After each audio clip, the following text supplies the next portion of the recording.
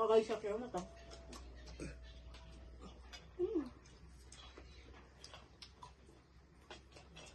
मलाई लाग्दैछ म जित्छु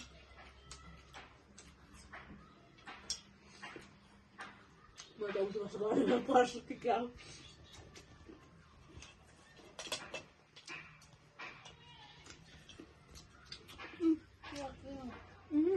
यो कोला खानु पर्छ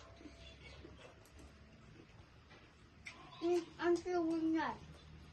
Second goal. सेकेन्ड पनि त हुन्छ नि त आन्टी विनर भयो भने सेकेन्ड पनि हुन सक्छ आन्टीको भनौँ म पनि हुन सक्छु विनर अझै त मुख भने खाली हुनुपर्छ म खाली हुनुपर्छ नत्र गर्नु म त जिबाब गरिदिन्छु जस्तै भइसक्यो छिटो खाऊ न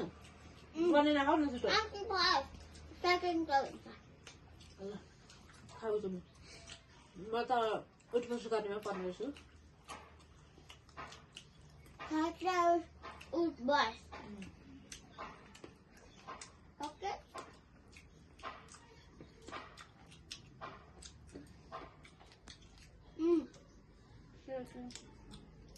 तपाईँको मुख यति छ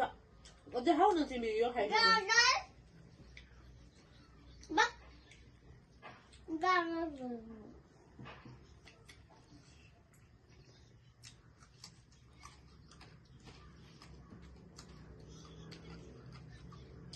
कहिले हेर्नु तेरो मुख देखा तेरो मुख देखा त्यो सब खाइसक खुवाउनु न छिटो निलिसक्ने कसले छिटो निलिसक्ने त्यसको हुन्छ है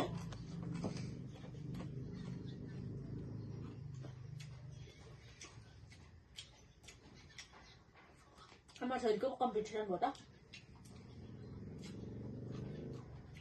सानी सानी सानी सानी दिदीले हारेको अवस्था